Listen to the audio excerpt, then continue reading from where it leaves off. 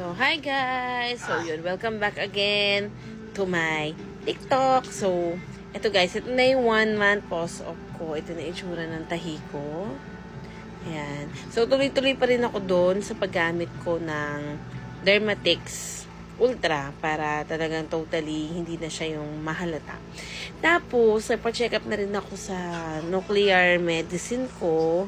At ang earliest schedule ko for radiation is this coming April 28. Pero nagpakuha muna ako ng TSH dahil kailangan daw yun dapat above 20 bago kami mag-radiation. So, in-explain niya na rin sa akin kung ano yung preparation na gagawin ko on before and after ako mag-RAI.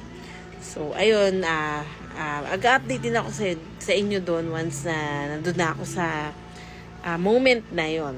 So, sa ngayon, may nagtatanong kung ano yung nararamdaman ko dahil hindi pa nga ako nagle-levothyroxine. Tapos, 1 buwan na yung opera ko. So, ako ngayon, guys, sabi ko, ayan yung mukha ko.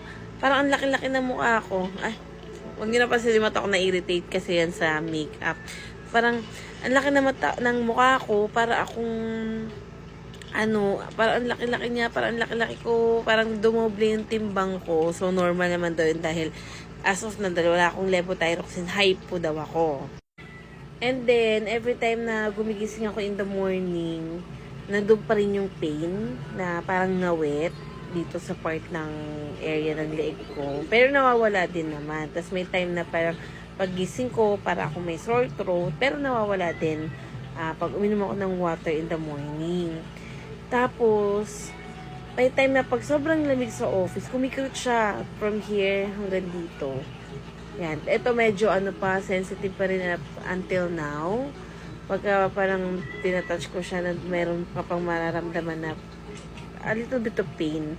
Pero sensitive pa talaga siya. And then, yun nga guys, 1 buwan na akong operada. Di pa ako nakakapag-rad. Wala pa akong levothyroxine. Unti-unti ko nararamdaman yung mga pagsakit ng mga joints ko. Kahapon nag-start yung parang hindi na ako makalakad kasi sobrang, alam niyo yung sakit ng after pulikat. Ganun yung nararamdaman ko from my knee up to my balakang. Sobrang ngawit. Ng mga past few days, kaya ko pa parang ngawit lang. Okay, ngawit, lakad. Pero kahapon, iba na yung ngawit niya. As in, matindi na yung ngawit na kailangan kong magpahinga. Kailangan kong umupo for a moment bago ulit maglakad. Kasi sobrang ngawit talaga yung nararamdaman ko. Tapos every time parang pinupulikat ako not only in my, dito sa mga part ng paa ko. Pero hanggang dito, parang, onting galaw ko, parang may naiipit na ugat. Ganun yung nafe-feel ko as of now. Kaya parang hirap-hirap, tas konting akyat ko lang sa hagdan, onting lakad. Sobrang pagod ako. Tapos, sobrang antukin ko. As in, masanda lang ako, lalo sa gabi. Wala na. Tulog na ako. Ang lalim na natulog ko. Ganun kahirap para talaga ng wala kang thyroid. Tapos, wala ka pang iniinom na maintenance. Hindi rin siya biro. Ang daming adjustment, ang daming pagbabago. So, kaya talagang be healthy guys. Ingatan nyo yung mga, alam mo yung sa thyroid nyo. Minsan kasi hindi natin masasabi. Ko nagkaroon lang naman ako ng nodule sa thyroid. Pero ang thyroid ko is normal. So, walang choice. Yan talaga, diba? Yan yun. But then, sabi nung nuclear medicine ko, medyo high risk na daw ko. Kaya minamadali na niya yung pagrarad ko. Para hindi maagapan, hindi na kumalat. Mabigyan na rin ako ng gamot. Kasi syempre, pag wala kang gamot, wala kang thyroid, bumababa yung immune system. So, kailangan talaga yung levothyroxine. So, yan.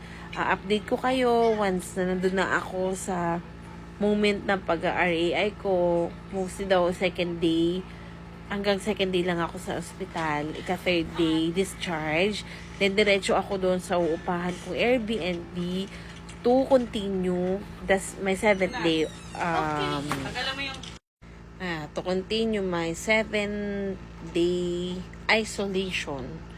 So yun, mag-isa lang tayo dun mga mi, kaya medyo kailangan maging prepared sa food, low iodine dapat yung kinakain natin before and after the RAI therapy. And ayun, nag-research ako kung ano yung mga food na bawal or yung low iodine at yung mga food na pwede habang nagte-therapy ako. So, ayun lang. Mag-update ako ulit sa inyo for your awareness din. Kung you have questions, comment down below at sasagutin natin yan. Nabisi lang ako, dami kong inaasikaso. So far, okay naman. Medyo marami na talagang changes, pero kaya natin to. Trust God. Hallelujah.